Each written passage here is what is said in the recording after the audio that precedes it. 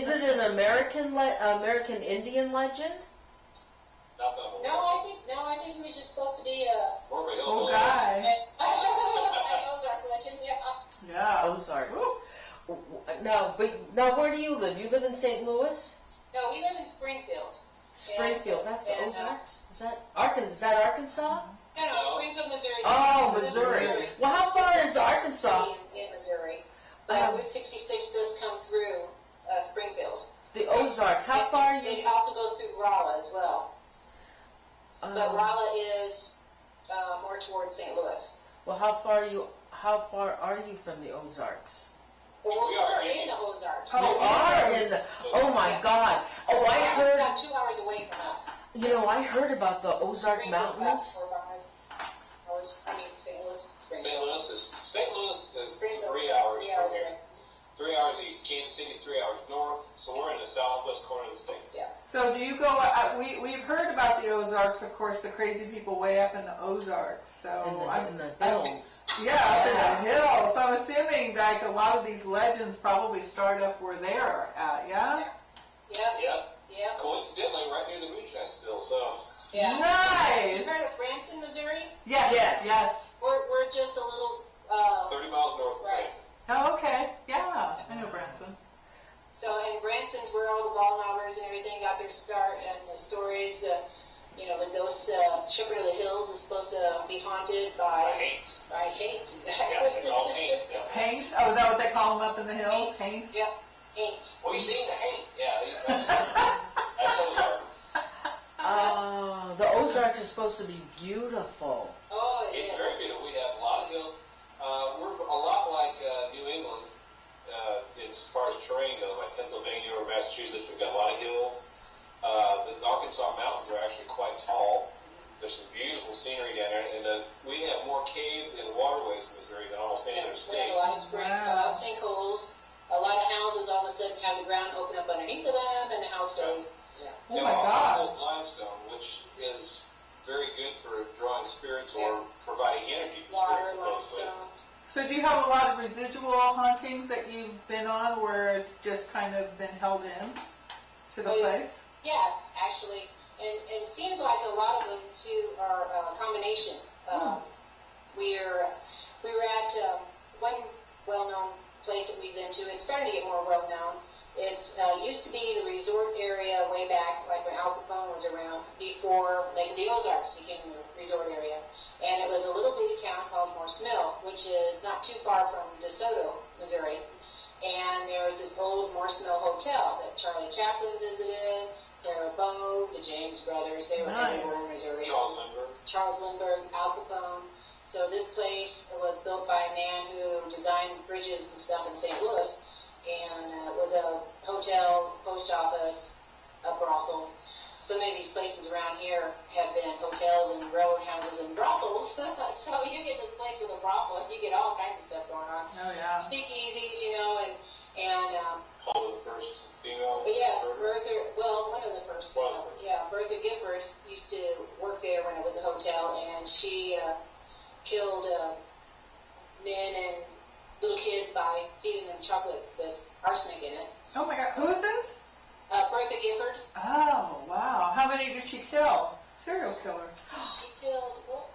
She killed quite a few. Several. One of her first victims was one of her husbands. Yes. Oh. And she'd buy rat poisoning, and all the people would just kind of think, I wonder what's going on, and hand out chocolates to little kids and stuff. And anyway, she kind of got off with an insanity plea and wound up in an asylum and was their cook, and that's where she died. But She's associated with Morse Mill Hotel. And in that location, we found what appears to be residual entities going on. You'll catch stuff and they don't seem to be interacting with you, and then there's also things where they do seem to be interacting with you. Like making the lights flash whenever you're asking the questions, flashlights go off and on, or voices on recorders. We got some cool EVPs. Some of them we got that other teams got in the same location, the same voice saying the same thing, totally not related to us and at different times. So. And this place has no power, no water. It didn't at the time. He's renovating it now. Just lately, but for years it's had no power or water whatsoever.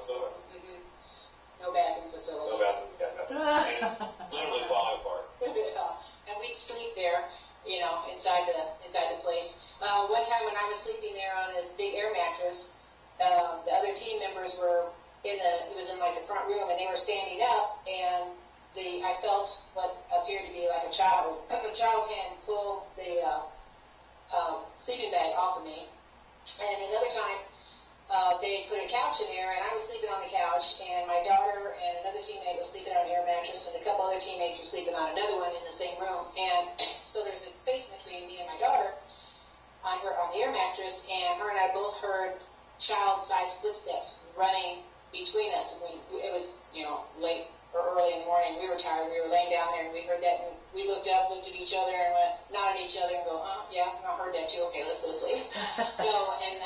I was in touch there. Felt little fingers touch my face, and we have a picture of a white mist on my cheek, right where that's at. And what place are you talking about? Morse Mill Hotel. Is that vacant? It is now, yes.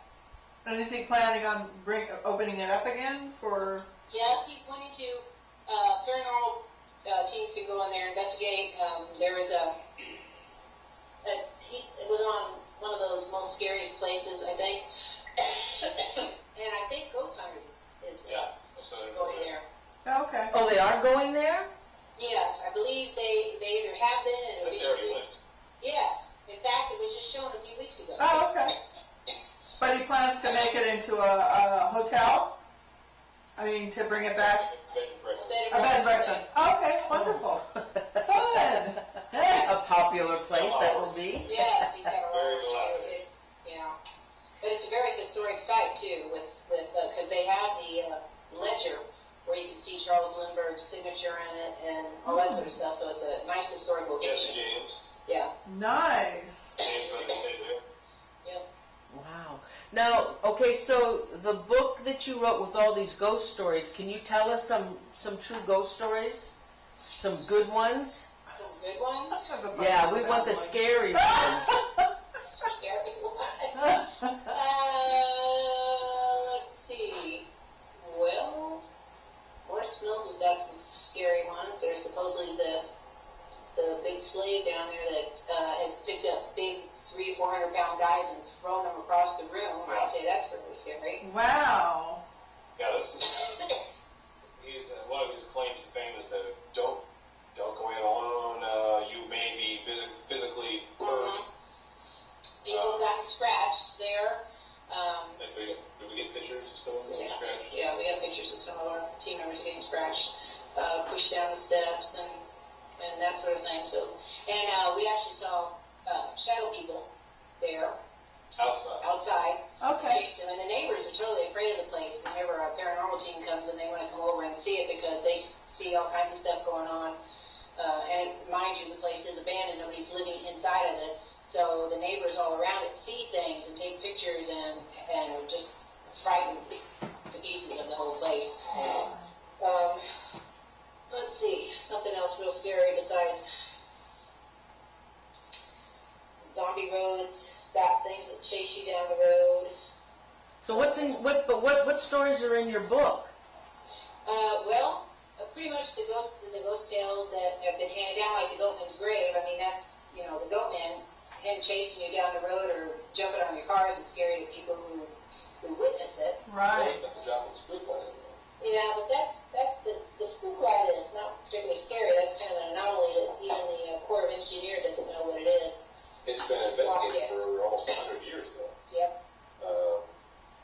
Like I said, the Corps of Engineers, several universities have been out there checking it out. It's a big globe of light that bounces around over a couple mile area. Yeah, like Bush Farmer Boulevard. No one has ever been able to explain it. It's been seen for years. Oh, we have a friend that says she was sitting in a car, and the road gets lined with cars. And the car they were in, they saw the light come into the car in front of them, and the people got piled out and went through the car in front of them. We've heard several stories of that, where it's come into people's cars and bounced around. Is that more like maybe a alien, or is that just? They don't know, and this is another thing that is around in several different areas. This spook light, an orb of traveling light or gas or wilderness or whatever. Missouri's not the only one with it. We have a couple of them actually. There's another one like But this has been in Joplin for almost 100 years. It's been studied for a long time. No one has ever been able to explain it. Is there any kind of rhyme or reason to it? Are there certain times it comes out or certain times of the year? No, it can be seen. It's what is it, like around 10 or 11 midnight? A bright light. Sometimes you see it, sometimes you don't. It's kind of intermittent. Oh, And okay. when we were there with the other hat seeker group at the time, and Dean and I were up on the hill talking to another gentleman that was telling us a whole bunch of legends and stuff about it. And then Bola Kreider, who is the head of the other path seekers group from Festus, went back down the hill where we had originally parked, and she actually saw it out in the field. So Dean and I, unfortunately, missed it that time, but we plan on going back because it's not too far from us. Well, you know, I saw a show, one of those ghost shows with kids, and they were walking along the railroad. Is this along a railroad? No. No. Okay, well, they were walking around. Very Oklahoma border. Okay, well, this particular show had the same thing. The kids were walking along the railroad, and then, oh gosh, I don't know how far, maybe 100 feet. I know other viewers have seen this show. Maybe 100 feet or so, or maybe 200 feet down. There's this big, bright light in this pitch darkness, but there's this big, bright light. Wow. And I think it started coming toward them, and so the kids ran because they got scared. Yeah. That sounds similar, and there's a lot of that in other different states. Right. So that's kind of a widespread thing too, like Bigfoot and Gopher's Grave. And But we've then, got our own Bigfoot here, Momo the Monster. Yeah. But then there is documented thing called ball lightning. It's a type of electrical discharge that is a natural phenomenon, and it can occur anywhere in the country or the world. That is completely scientifically documented. It's just an electrical discharge that instead of a bolt, it's a ball, and they're not quite sure why it forms that way, but it can move around, and it can be different colors, from a bluish or greenish color. And that's not a ghost. That's just happening. Usually around storms or along power lines. Sometimes we get a discharge. We do have some of the typical hitchhiker stories. Like in St. Louis, around the Bellefontaine Cemetery, there's a hitchhiker Annie that which is around close to Route 66 type area. But she will. It's reported, and this has been around for a long time. You'll see her, some woman along the side of the road asking for a ride. You give her a ride in the car. When you take her to the destination, all of a sudden she's gone. So there's several stories of that. There's also one up there by what used to be the Old Diamonds restaurant of a gentleman that is a hitchhiker, and if you give him a ride, he just disappears. The Diamonds restaurant was a pretty cool place. It's closed down now due to you can't even get in there and investigate it. We have some pictures of it all boarded up, but it's full of asbestos and stuff like that. And there's supposed to be a killer that was in there. That's a pretty scary story where a lot of people supposedly got hurt by a ghost that's in there. Gives you Little story. Yeah. Well, come on, Janice, that book is full of ghost stories. It's full of ghost stories, but it's not anything like, and the hook was scratching down the side of the car, You know those caves you were talking about? Has anybody explored those caves for possible, what are those hieroglyphics? What are they? Hieroglyphics. Yeah, on the But caves. The caves in St. Louis, or because St. Louis has got a lot of caves underneath them, and so does Springfield. Let's see, the caves in St. Louis were supposed to have a lot of Indian legends with them, but you can't really get to them now because they're all. Columbia. Columbia's got What were those? the Piazza bird, the Thunderbirds over there in Illinois. Don't think about the markings on the filter.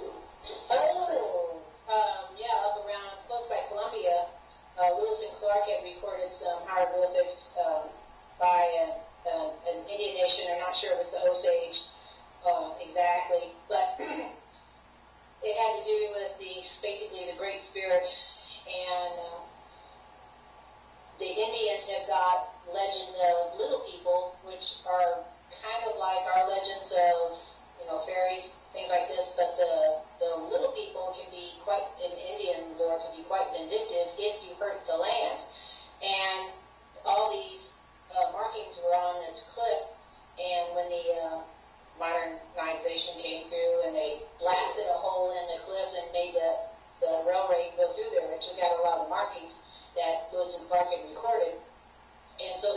some reports of hauntings in an area that's close by there, kind of a campground where black creatures have been seen in trees with glowing eyes, and we've also been out there. Hellhounds have been seen around there, and small gnome-like creatures have been kind of caught on film running around backyards and things, and it's a lot of people are, kind of scared of things that's out there, and it could be connected to the Indian Little People legend, because that was a gathering spot for Indians and sacred to them, and then white men came through and blasted away the mountainside and all that kind of stuff. So that's kind of scary for some of the people. There's one place where there's supposed to be some demon out in the barn, and we were out there and we didn't find anything. We got some odd photos ourselves a little bit of little shadow creatures, but that's about all we got. Yeah, we've mostly had better luck with the EVPs in the locations. Oh, awesome. So what are some of the EVPs that you've gotten that stand out? Well, we got several, like in Morrisville. We got one where we set up our equipment. We head outside for a little while just to kind of let the building, rest or settle or take a break. And as we're going outside, you can hear my daughter talking and saying she's going to close the door. And you hear the door close, and then on the EVP, you hear a woman's voice saying she took her shit.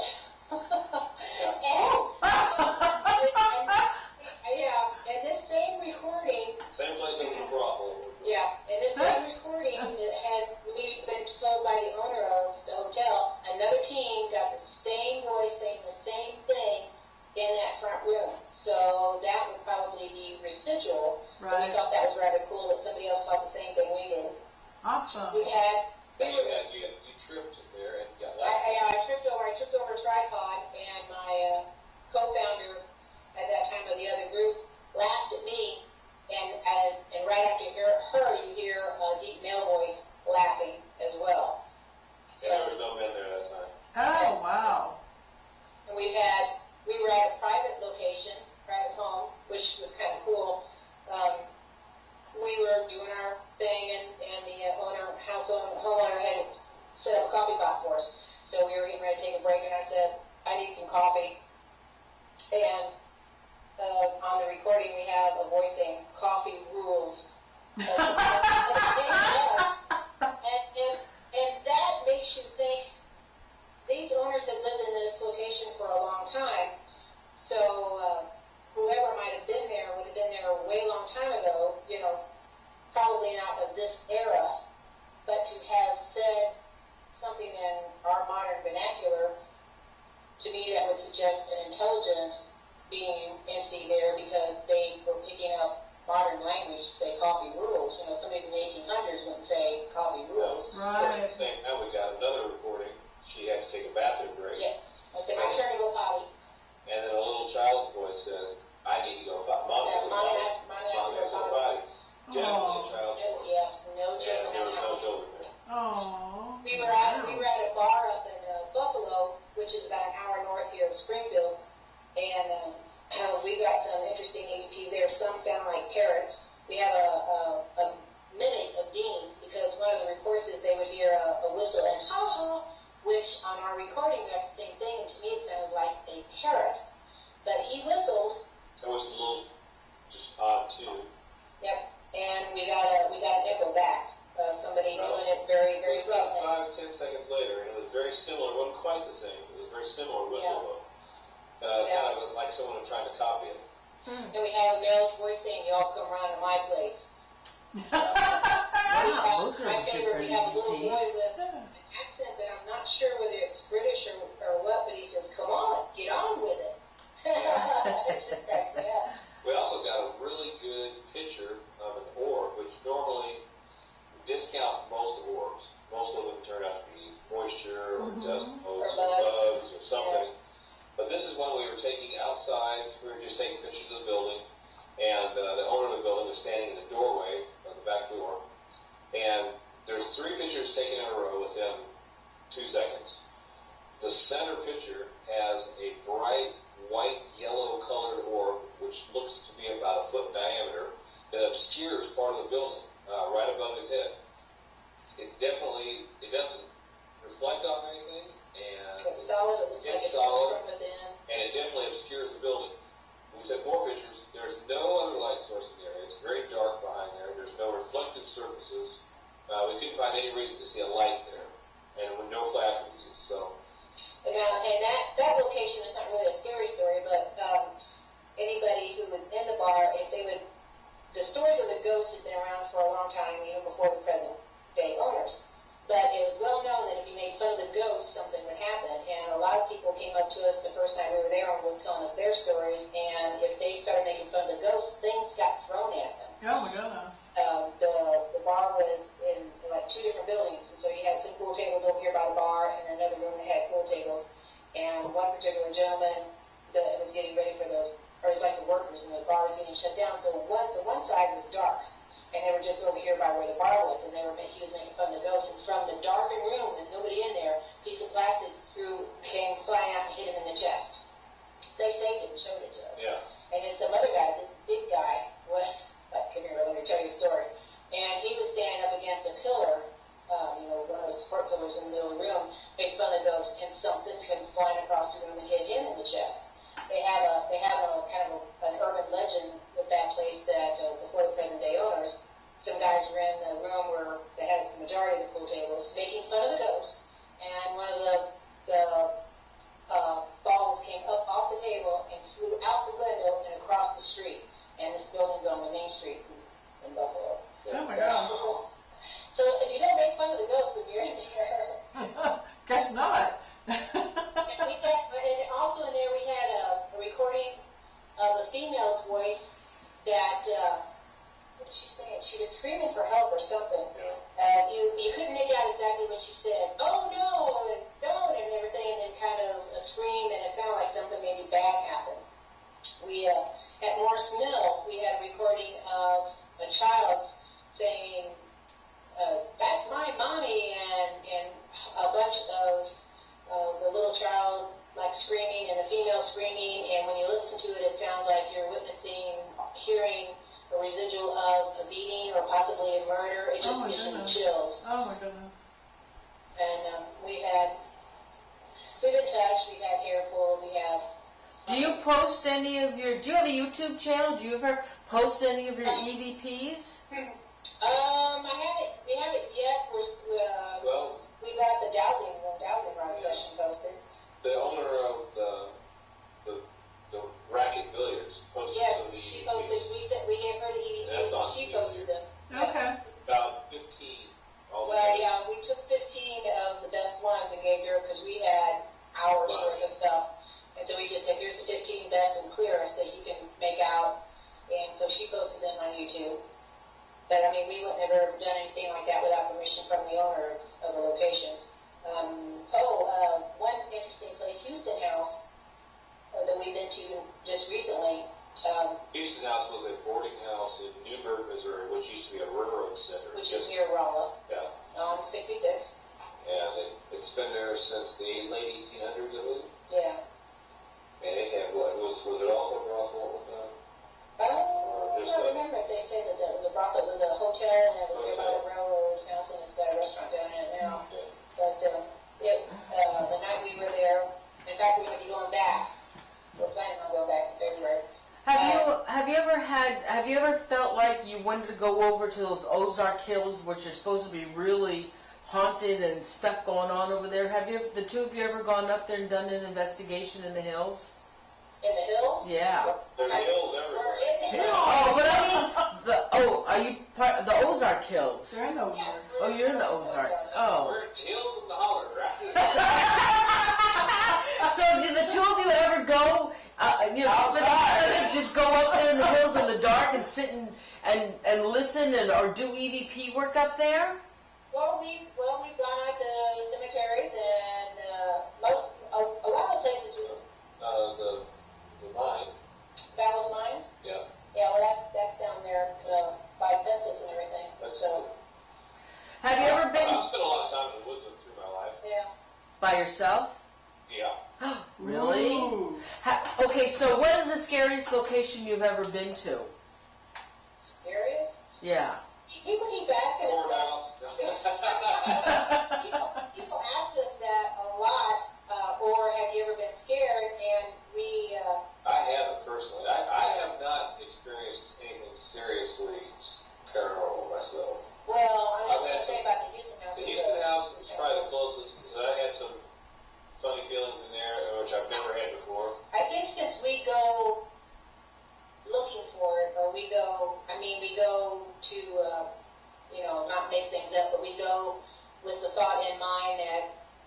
here to see if anything happens, or we're aware. And I don't myself personally, I don't startle easily. Whatever my startle reflex or something is whatever. I mean, people come up behind me, boo, and I'm just like, really? It's depressing. I can't scare her. But there's been stuff happening that could maybe be scary to other people, but generally us, we're like, oh yeah, and we're going after. We want to go chase it down. Oh, there's something that's going on. Let's go see what's happening instead of I'm running from it. Okay, so let's rephrase. What's the most exciting place you've been to? Oh, well, more smells has been exciting because we chased shadow people. I didn't know that one. No, we haven't been to that one. The most active place you've been to? And see, that kind of varies too, because sometimes a place can not seem to be active until you go through your evidence, and then, like that racket, first time we were up there, we just sat around. We were bored still. Yeah, pretty much. It was a bar, so it wasn't that big. It wasn't 2 stories or anything, so we sat around, we were quiet. I actually did hear voices that night and heard some noises, but it wasn't anything spooky. And then when we went through the EVPs, here's all these voices on there that you didn't know anything about.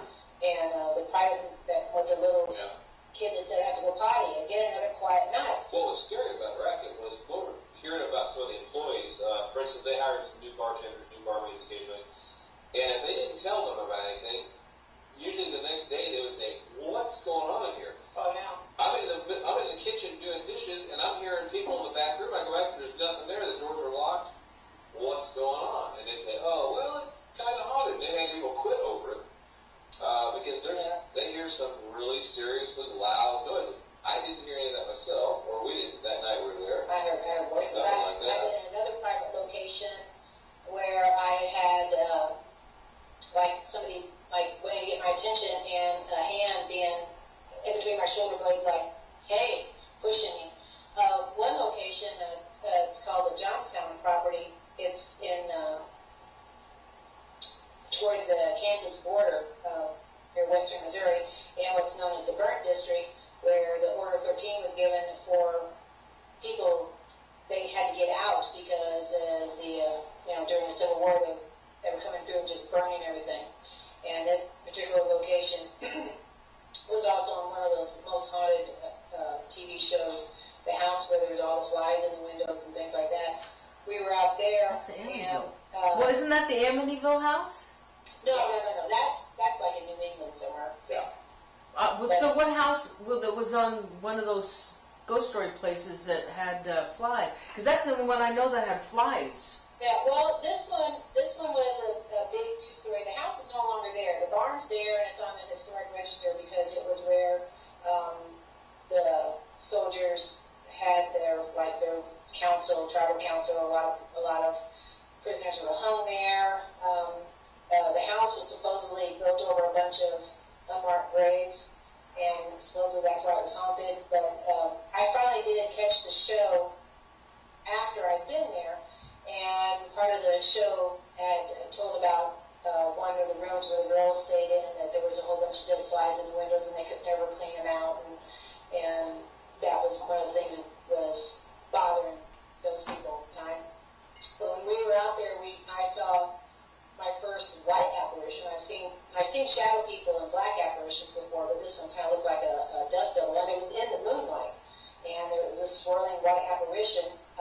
Another thing that happened to me, I was out there with, that's when I was with the Southwest Ghost Finders group, and I was with the founder at that time, Kim Looney, and we were out there, everybody else was sleeping, and I had on a little lamp on my head and a flashlight, and I saw a fist-size shadow come right at my face and stop. Wow. It can touch me.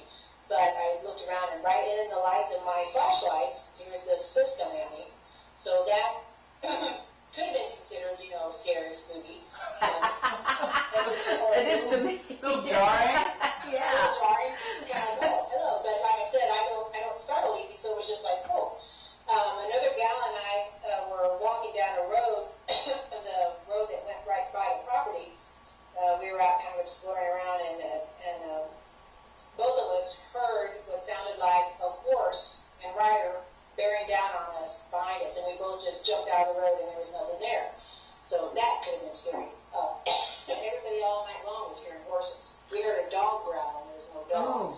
right next to us. So do you do a lot of outdoor locations? We do a combination of indoor locations, outdoor locations. For instance, like Morrisville Hotel, we investigated inside and as well as outside because a lot of neighbors had reported seeing shadow people out running around in the yard that's part of the location. The battlefield. Yeah, Battlefield. Wilson's Creek Battlefield is just outside of town here, and it's reported being haunted. So have you ever thought about writing a book then on your ghost hunting? Since you write books on ghost stories? Yes. History Press, they're looking for a certain type of book, so they want the history, heavy on the history, and then the ghost stories passed, from generations on. And I've got another publisher interested in me writing our experiences as like a paranormal team, which is not exactly what History Press is looking for. So I've got some sample chapters to send into another publisher on that type of book. So, in the Ozarks, what's the most famous ghost then, or entity, or Legend. ghost legend? What's the most famous legend in the Ozarks? Famous legends? Probably the Left Mansion or Well, no, that's St. Louis. Here it is, probably Pythian Castle. Castle. The Hellhound is here, which, I don't know whether he's a chupacabra or whatever, but the Hellhound is an urban, the Indian chief in the flames. Yeah, there's a picture of a bonfire with an Indian chief. You have chupacabra there as well? Well, they call him the Hellhound, and they're not sure if it's a chupacabra type of creature or not. And then there's an urban legend of Ozark Howler, which is a giant panther, and a lot of people are kind of poo-poo that. I think it's just a regular mountain lion, which are making their ways back into Missouri. Yeah, they're around. And then Bigfoot is all over in various areas here in Missouri. The Mola the Monster is the one that was originated, that story up in Louisiana, which is supposed to have been a fake that two little girls made up. But that type of thing, Bigfoot's been seen a lot in Missouri, and Missouri's big on UFOs. Oh, they are. Oh, heck yeah. Highway 70 is supposed to be a major, highway for UFO sightings. There's supposed to be a lot of UFO sightings seen here in Springfield, where I grew up. I grew up in Montgomery County, which is off Highway 70, towards about an hour west of St. Louis. And that area, we saw a lot of UFOs. And I say we because I did. As a kid, I saw stuff that you just didn't explain. Out in the country, no airports, it was not airplanes. The stuff didn't move right. And a lot of teenagers, but a lot of people saw things hovering over their cars close enough that you knew it wasn't a helicopter, you knew it wasn't a plane. And you saw that? Yes, I had one follow me home. Well, not all the way home. Follow me down the road, which is the same road where another gal and her boyfriend got totally terrified because the thing was so close to me. And of course, back then, people kind of laughed at you and boo-booed you if you said you saw UFOs and everything, but that was teenage years in the 70s. But we saw a lot of things that just didn't move right. I'd see balls of light that would move at a diagonal in the sky, move up and just stop, and then move up and stop, and move up and stop. And I don't know of, there might, even now, any aircraft that moves that way. Changing lights, they would change lights, change colors, change shapes. So we saw a lot of weird things. Do you know of anybody that's ever been abducted by one of those? Any disappearances? Not personally. We know somebody like that disappear. So tell us more about the Hellhound. What is that? Well, he's supposedly in Nixa, which is just south of us, and it's either a big dog or a coyote or something. What I've heard of him is he's kind of bald, like a chupacabra, and he's huge and carries off the chickens and various things, and Glowing eyes. glowing eyes. There's also been stories of the Thunderbird seen here in Missouri. Is that like the Mothman? Huge prehistoric bird. Is that like Mothman? No, No. Mothman I think was totally different. This would be like, not like a pterodactyl, but like a condor. I mean, bigger than a condor. Yeah, Oh, like okay. rocks everywhere. Yeah, like a rock. Oh, wow. This bird. Supposedly people have seen it circling around, fly over it, way too big to be a regular bird. So you have so many of these critters and ghosts and UFOs. My God, you think you'd never leave your front door. I mean, I'd never go out of my house. That's crazy where you guys live. Yeah, well, it's Missouri. As we know, like I say, we have limestone is the fusion here. So geologically speaking, we have underground water. We have limestone, which is supposed to be very good for energy. Right. Yeah, attracting spirits. Right. We also have a lot of air activity. We have Whiteman Air Force Base in Kansas City. We have the highways converge Supposed to be like here. UFO We have scene a lot over of there. railroad tracks. So there's a lot of physical activity going through the state that can cause a lot of disturbances that could be misconstrued as something supernatural. Well, and then since the Civil War took place in Missouri, and any place where you have like the Civil War or the American Revolution, where there's a lot of violence and everything like that, that is supposed to be one of the things that contributes to hauntings. Especially the Civil War, because there's a lot of bad blood between families, so there's betrayals and a lot of hatred other than just regular battle. I mean, there were some really upset people, so that tends to cause the legends of the ghost more than anything. Well, now, the Ozarks, are they the ones that have the Hatfields and the McCoys, that big famous... Well, I think that's more Kentucky. Yeah. Oh. Kentucky. They're not here. They're hillbillies, but I don't think they're here in Missouri. Here we had the Ballinowers and, which wasn't Hatfields and McCoys, No. but still, And now there's just a few between families. yeah. Nothing supernatural, just upset rednecks. You shoot me, so I'm going to shoot you right back. Well, you, I'm going to kill you. you guys don't have that accent over there. How long have you lived there? All our lives, we just kind of used to when we want to. Well, you don't talk like that, though. Not usually a need for them. Don't even like to enunciate properly.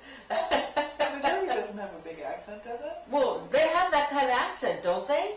Well, some people in St. Louis have an accent that's kind of odd, and down here in Missouri, you can have an accent. He thinks I sound like I'm from Wisconsin, but I've never been there. When you get down in the hills, away from the bigger cities, you get some people that really... You'll find out real quick. You can come down and see us, and anytime y'all want. You get some very country accents, hard to understand some, but you gotta look for them. I'm trying to avoid those folks. They can shoot at you.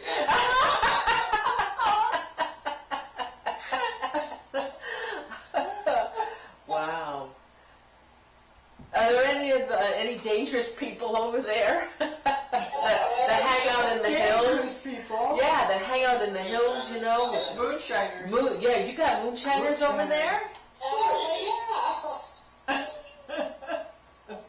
have people that like it out in the middle of nowhere, and they don't want to be disturbed. And there's a lot of nowhere out here, too. There's a lot of nowhere. There's nowhere. Especially as you get down to Arkansas the same way. There's a lot of open country, and there's a lot of hills. A lot of good places to hide. Yeah. A lot of caves. A lot of caves. Wow. And they live in those caves? Well, they might do who knows what in the caves. There's a lot of caves around here that's got stories of moonshiners from the past.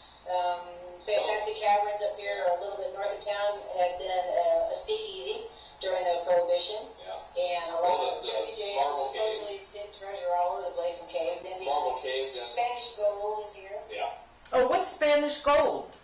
Well, there's a lot of rumors of like Cortez's gold and everything that has been hidden here in Missouri in various caves. So there's a lot of treasure hunters that are trying to find gold from the Spaniards or Jesse James loot or things like that. And like you said, Marble Cave, that's even got a story of a haunting. Yeah. The Indian that was fighting a bear and fell through into the cave. Well, tell us that story. There was an Indian who fell through. Oh, Find a bear!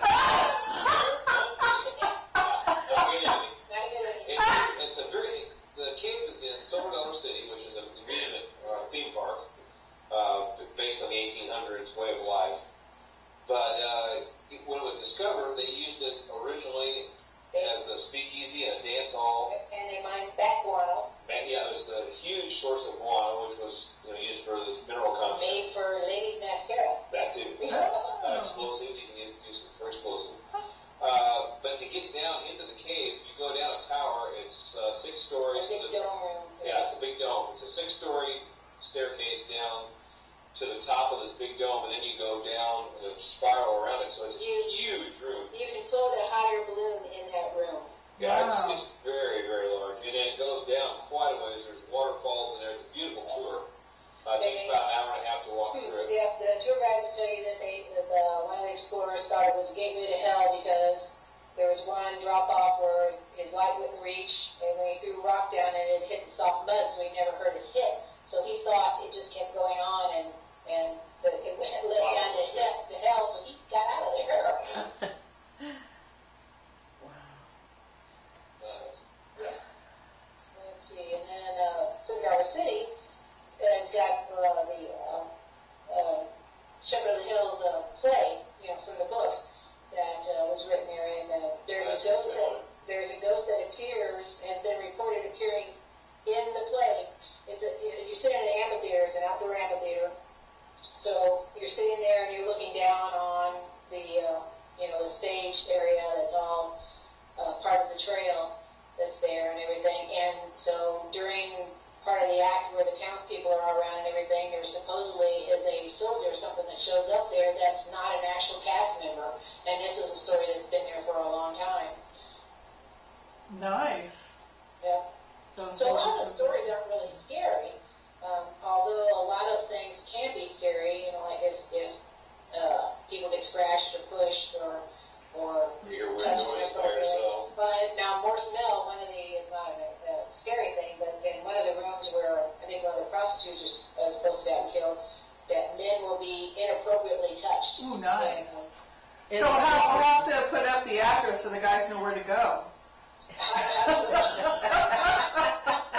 The address is... I was supposed to be there. It was with a different team, and one of my team members actually was watching his pants supposedly get unzipped, but he was getting inappropriately touched in that room, but it was a brothel at one time. So this is a place that they want to make a B&B at? Yeah. And so they've got scratching and some big guy throwing people around and inappropriate. I mean, this is going to be a fun place. My God. So how do you think it's going to do if he ever does get it open? Probably be great. Right out the door. Make the room for whatever you want to have happen. Well, it sounds not scary, but it sounds kind of dangerous for people to go and stay there who are not investigators. Well, yeah, Has that particular location's, not open for, business. I think he now has some, last I talked to him, he had electricity. He didn't have bathroom facilities yet, but he's got some electricity in there, so really only people that's in there now are paranormal investigators. Do you think he's actually ever going to get it open then for a B&B? I think he's still wanting to, but He's trying it. it's needing a lot of work. A lot of work, and he's not rich, so Okay. taking some time. So it's pretty safe right now. Right. No regular folk go in there then. No, you have to have permission. You have to be let in. And, Yeah. for instance, wouldn't they find a big well? Yeah, there's a well in Or a cistern in one of the rooms that was recently uncovered. It could have fallen. Yeah, it was like a porch area that had been built onto it, so it covered the cistern area. So he had that all worked out last I was there. Right. Good. Now some places like the Arlington, which actually is open to the public to stay there, and that's where we hold the paranormal convention. It's got a little girl that's supposed to be haunting the place. And in fact, we stayed there in the room that supposedly had some of her dolls that were haunted. We slept fine. If anything went on, we missed it, but I don't know if anybody had anything. One gal supposedly got scared. I think she was up in a room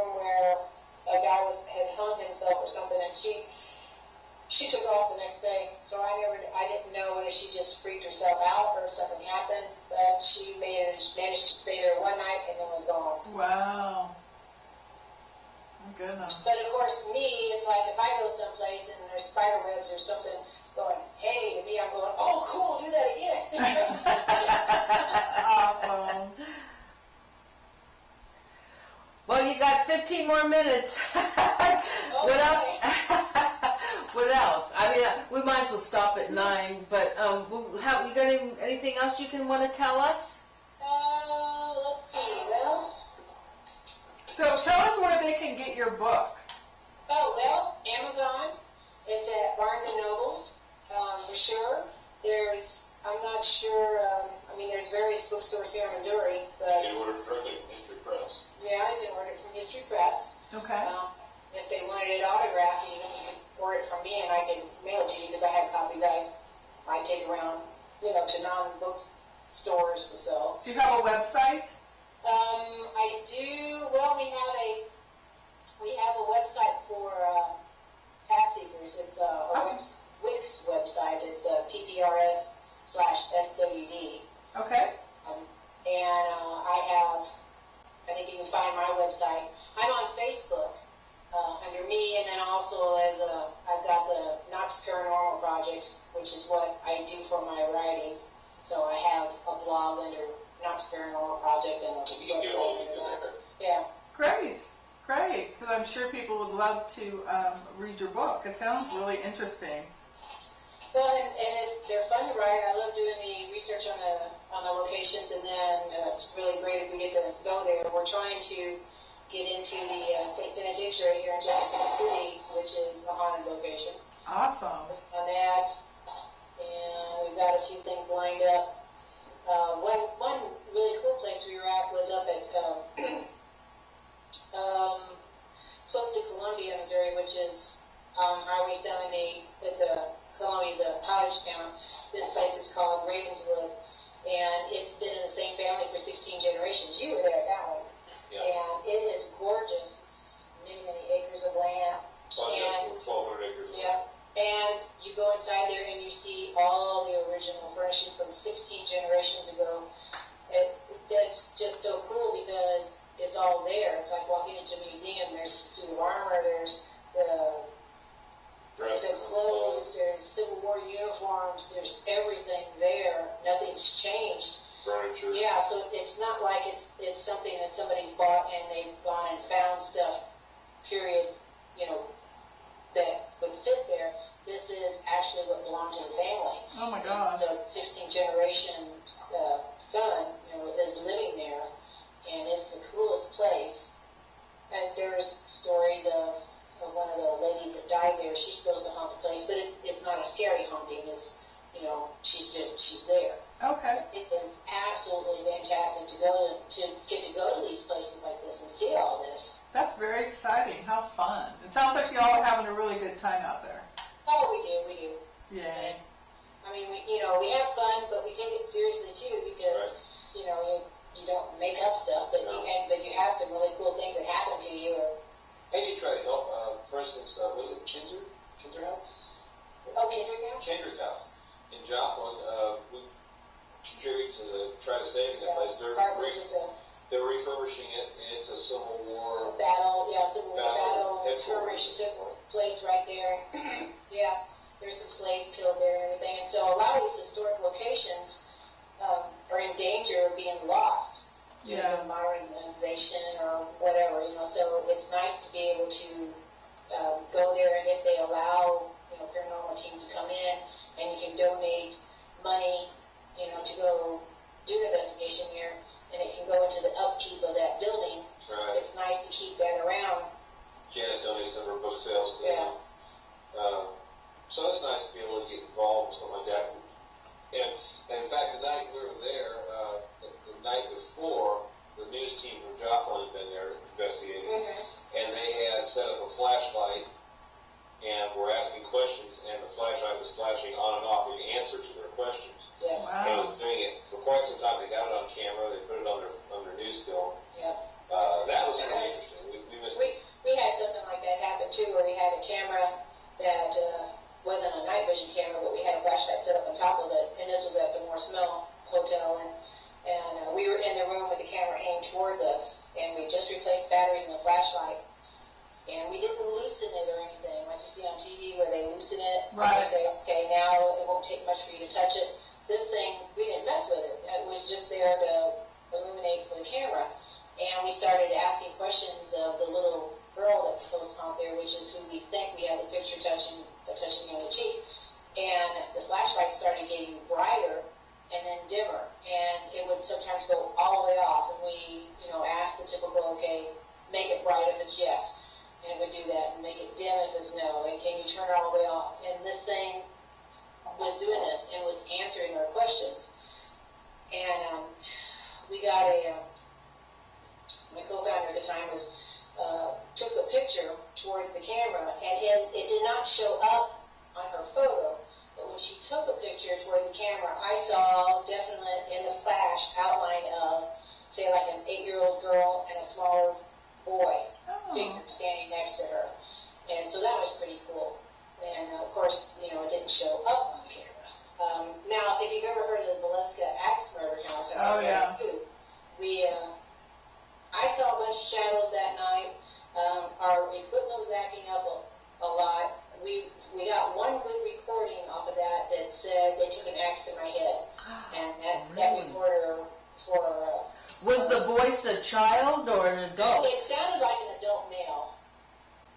Is what it sounded like, and then that's all the recorder got, and it never worked since then. So when you went to now, where's the Valeska house? Where's that? That's up in Iowa. In Iowa. Now, did you just the two of you go, or did you go with the team? That was when I was with the Southwest Ghost Finders group. Oh, so the whole team went and investigated the house? Yeah, the whole team went, and we stayed there. It was in February. It was cold as can be, and I think that's about the only thing that we got out of there. But that was. How did you feel in that house? Now, how many hours did you do the investigation in the Valeska house? We stayed there. Let's see. I think we got in there around 6 or something in the evening, and stayed, until like 4 or whatever. So we stayed pretty much overnight. How many of you were investigating the house? How many were in there? 4 or 5, I think. 4 or 5? Did you stay together, or did you separate in the house? We pretty much stayed together. It's not a very big house. When you see it on TV, and I've seen pictures of it and stuff like that, and you're thinking, oh, there's more room to it. But whenever you're there, you're amazed at how small it was. That's what I heard. It's small. Were you now? How did you feel when you went into that house? That house to me would be really freaky to go in. It was weird, and of course we met the owner is dead now, but. Was that Darwin? Is his name Darwin? I heard he just died. Yeah, but he took us in. He showed us around to the locations around town and everything, and he took us into the house. And when we walked in the house, all of us just got this real sick feeling, We'd gone upstairs, and the upstairs is almost sort of just like an attic. It's just really, really small. And coming down the stairs, I felt like I was walking through real heavy water or like light concrete or something. It was hard to move. It didn't feel like I was walking through air, and I had just a sensation of struggling to try to actually move, and we were all just feeling not right. And we weren't, he said, oh, you can stay here now and do whatever investigating you want to do. Well, we didn't know we were going to have that much time, and all our equipment was back in the hotel room. And so we're like, oh, okay, let's go leave, get our stuff, and come back. And just in the time period that we did that and we came back, the whole atmosphere had changed. And we were thinking, where'd they go? So we never did all have that really sick feeling again. But like I said, I saw shadows and stuff throughout the night. And everybody says, oh, yeah, but you're always seeing stuff. So I don't think they got anything recorded. We did, you see a lot of videos of balls rolling around the floor there in the living room where we were doing some experiments and the floorboards are uneven. So we think we kind of debunked that. Oh, okay. But we did actually get the equipment was all acting up, and every time we kept trying to do something, new batteries and stuff, they would just shut down. And this one recorder we had it on new batteries, and it was was holding it, and it went on for a little bit, and went off, and we got that sentence, they took an axe to my head. That's all recorded. The thing would not work after that. We were in the kitchen area, 2 or 3 of us heard little girls laughing from the living room area and the room to the side where the 2 little guest girls had been, visiting and were killed. Did not pick it up on the recorders, but we all heard it and turned and looked. So we had some experiences, but not a whole lot of anything captured except for that one EVP that was just awesome. Wow. At that time, did you have a paranormal sensitive or a psychic on your team that went in there with you? Well, at the time, that would have been me, yeah. Oh, are you a psychic? Well, I don't necessarily use that term, but I'm tuning into things, a sensitive. On the team we've got now, we have more than one, but we have, except for Dean, he's kind of like, and some of us are more,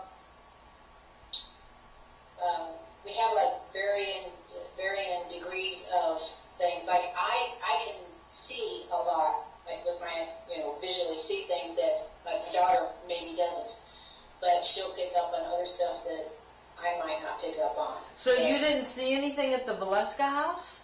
I saw shadows. I saw shadow people and stuff moving around, and the other team members didn't. And that's why I said they kind of made fun of me. They said, "Oh, but you're always seeing shadows." So, like, okay. Did you get the feeling at all that the killer might still have been in the house? It's hard to say. It was really, really weird. I don't know. I don't know what we were feeling. Whether it was the family that was there, because we were all feeling it when we first walked in, and then when we came back, that oppressive, nasty feeling wasn't there, and we kept thinking, what happened? That particular feeling didn't necessarily come back. So I'm not sure what that was when we first set foot in the place, but it wasn't pleasant. Well, that's one place I always wanted to go to. That you were lucky to get there. Are they still allowing teams to go into the Valeska house? As far as I know, I think they are. Now there's a John that is the caretaker. Was he there when you investigated it? No, we didn't meet him. We just met Darwin. Oh, okay. Okay. Yeah, that was 2 or 3. That was a few years ago when I was there. Well, we want to thank you very much. It was a pleasure to have you on our show. And Dean, it was a pleasure to meet you. I like when you talk like an Arkansas person. I like that. Yeah, you were talking like a Scottish pirate. That sounds like fun. I love it. Now it sounds good. Yeah. Well, thank you so much. Congratulations to the both of you, and thank you so much for being on our show tonight. Thank you for having me. Thank you. It was a pleasure. Thanks, guys. Thank you so much. Thank you.